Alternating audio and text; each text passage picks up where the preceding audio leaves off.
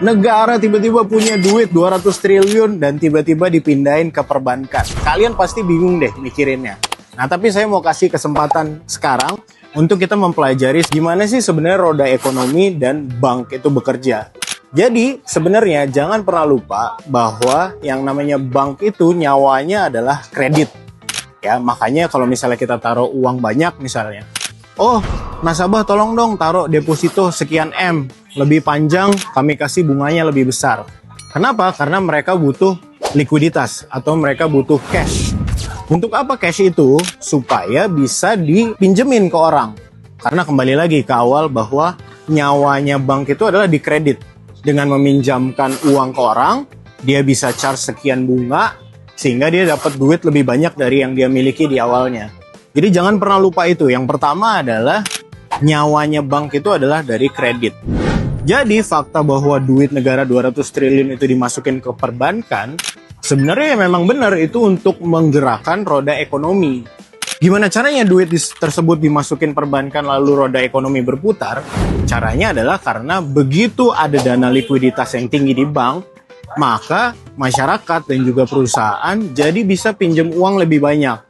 Nah, inilah yang kita sebut dengan kredit produktif, ya. Baik perusahaan yang besar, menengah, UMKM, jadinya mereka bisa gunakan kredit produktif sebagai leverage atau pengungkit. Karena jangan lupa perusahaan tuh intinya utama apa? Mereka mau cari profit. Gimana caranya cari profit lebih banyak? Ya butuh dana atau modal lebih banyak. Nah, itu mereka akan carinya dengan pinjam ke bank.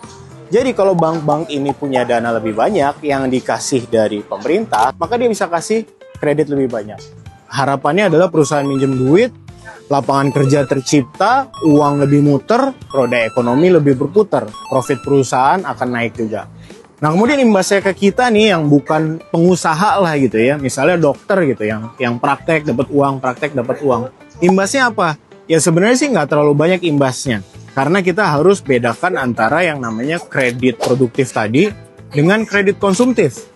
Kalau misalnya kita mau ambil uang pinjam ke bank atau pinjam ke pinjol tapi untuk beli keinginan, ya nggak ada gunanya. Itu nggak ada sumbangsi sama sekali untuk roda ekonomi. Dan kalau teman-teman sekalian, teman-teman sejawat sekalian udah tahu bahwa saya sangat anti dengan yang namanya kredit konsumtif. Jadi kalau misalnya kita belum bisa beli dengan cash, ya berarti kita belum bisa beli barang itu. Jadi saya mau hubungkan antara uang yang mengalir ke bank itu dengan fakta-fakta tadi. Mudah-mudahan ini bisa membantu teman-teman berpikir.